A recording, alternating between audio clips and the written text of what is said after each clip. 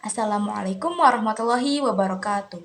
Perkenalkan, nama saya Nabila Faiza Zahra dari kelas 12 MIPA 2. Pada kesempatan kali ini saya akan membahas materi tentang teks cerita sejarah. Definisi teks cerita sejarah. Teks cerita sejarah ini menjelaskan dan menceritakan tentang fakta dan kejadian masa lalu yang memiliki nilai sejarah. Salah satu ciri teks cerita atau novel sejarah adalah teks cerita ulang atau rekon. Novel rekon dibedakan menjadi 3. Yang pertama, rekon pribadi adalah novel yang memuat kejadian dan penulisnya terlibat secara langsung. Yang kedua, rekon faktual atau informasional adalah novel yang memuat kejadian faktual seperti eksperimen ilmiah, laporan polisi, dan lain-lain.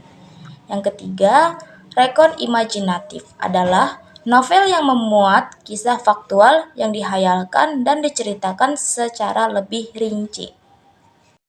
Sekarang, struktur teks cerita sejarah.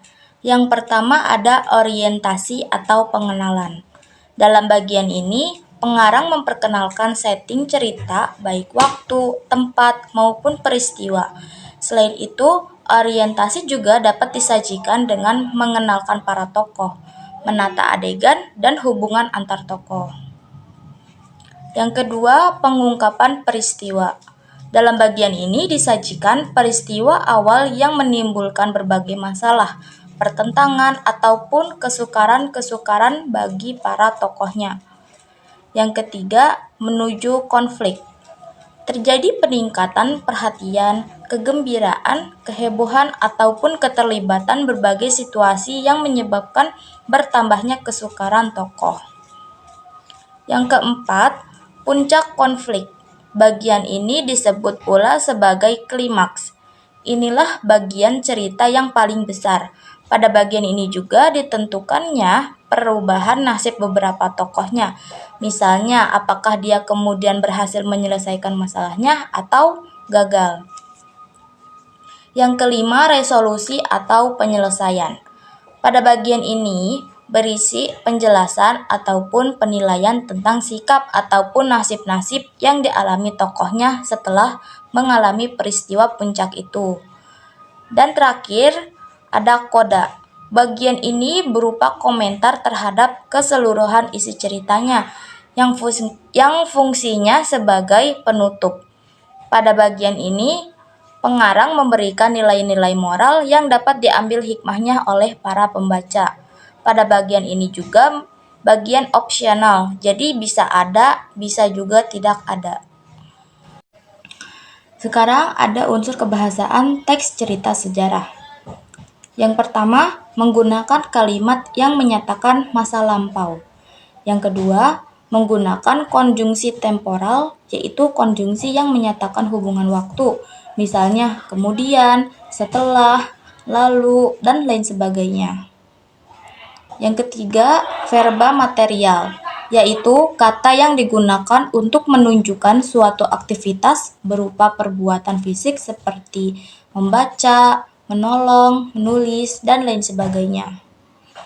Yang keempat, menggunakan nomina, yang dapat mengidentifikasi unsur-unsur 5W plus 1H. Yang kelima, menggunakan pronomina. Yang keenam, menggunakan kata sifat. Yang ketujuh, menggunakan frasa adverbia, yaitu kata yang menunjukkan keterangan waktu, tempat, dan suasana. Nilai-nilai dalam teks cerita atau novel sejarah. Yang pertama, nilai budaya. Nilai budaya adalah nilai yang dapat memberikan atau mengandung hubungan yang mendalam dengan suatu masyarakat, peradaban, atau kebudayaan. Yang kedua, nilai moral atau etik adalah nilai yang dapat memberikan atau memancarkan petuah atau ajaran yang berkaitan dengan etika atau moral. Yang ketiga, nilai agama, yaitu nilai-nilai dalam cerita yang berkaitan atau bersumber pada nilai-nilai agama. Yang keempat, nilai sosial, yaitu nilai yang berkaitan dengan tata pergaulan antara individu dalam masyarakat. Yang kelima, nilai estetis, yakni nilai yang berkaitan dengan keindahan, baik keindahan struktur pembangunan cerita, fakta cerita, maupun teknik penyajian cerita. Oke, sekian video pembelajaran yang bisa saya sampaikan. Mohon maaf bila ada salah kata. Terima kasih. Wassalamualaikum warahmatullahi wabarakatuh.